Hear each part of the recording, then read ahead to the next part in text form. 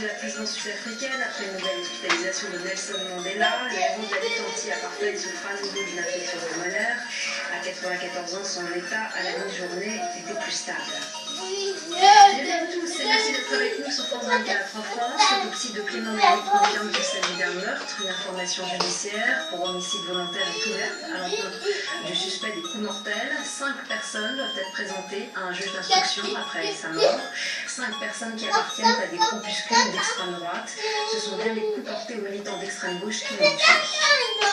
Le procureur l'a confirmé ce matin.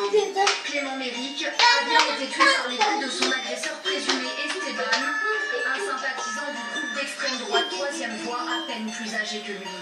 Une information judiciaire a été ouverte pour homicide volontaire. Le présumé Esteban a reconnu en garde à vue avoir porté 2 coups, soutient-il à main nue, sur Clément Méric, dont le coup l'ayant fait chuter. Clément Méric a dit avoir vu avec un doigt américain, tandis qu'un autre témoin de la scène a évoqué un objet brillant sur les mains. Il faut préciser qu'en cas de saisie en perquisition au domicile du présumé Esteban, 2 points américains. Les enquêteurs ont pu retracer le point de départ de cette bagarre. Lors d'une vente privée de vêtements dans cet immeuble, les 2 groupes se croisent par hasard. Entre cette tués selon la justice, ce sont les militants d'extrême gauche qui prennent à partie verbalement ceux d'extrême droite. Il apparaît d'abord qu'un ami a chambré verbalement un membre du groupe Mouvance Troisième Voie qui se trouvait à l'intérieur de la salle de vente.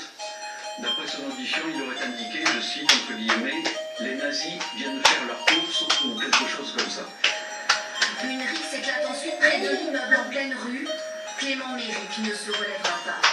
Les caméras de vidéosurveillance n'ont pour l'heure pas permis d'établir lequel des 2 groupes a déclenché la bagarre.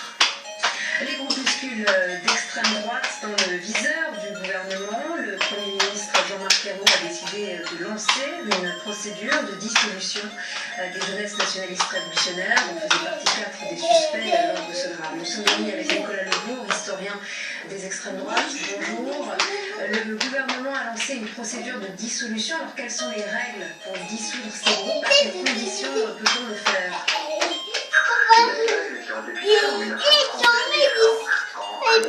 Elle menaçait la sécurité de l'État, mais l'État toujours obligé de manière un peu arbitraire. Souvenez-vous la dissolution du Mitterrand en 2002, c'est pas parce qu'il y a eu un militant qui a tiré sur le président de la République, il y a une menace sur l'ensemble de la République, bien évidemment. C'est à la discrétion de l'État du ministère de l'Intérieur.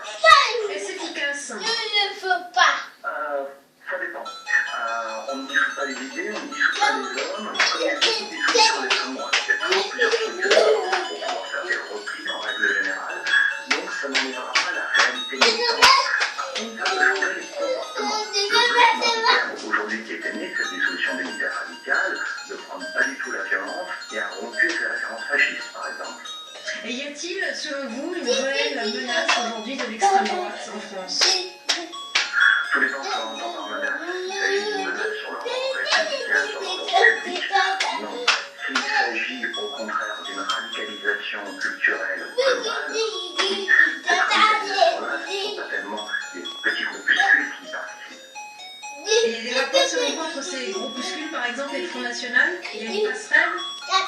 Alors, au Front National, à partir de 2005, il y a eu une politique qui consistait à repousser ce type de militants au maximum. Ils peuvent être dans l'espace, mais ils doivent pas être convertis pour ne pas s'en compromettre. On veut tout au Front National depuis 2005 que ces militants-là apportent des problèmes. Souvenez-vous, l'exclusion d'Alexandre Lavoyac, qui ensuite a fondé les jeunesses nationalistes qu'on a beaucoup vu dans les manifestations récentes. Merci Nicolas Lebourg d'avoir été en ligne avec nous pour ces images à Paris de rassemblement des amis de Clément Méric à la Bastille. Un appel qui a été lancé à 14h française pour la manifestation pour rendre hommage à Clément Méric, ce jeune militant d'extrême gauche qui a été tué après cette rixe avec des militants du groupe Skinhead.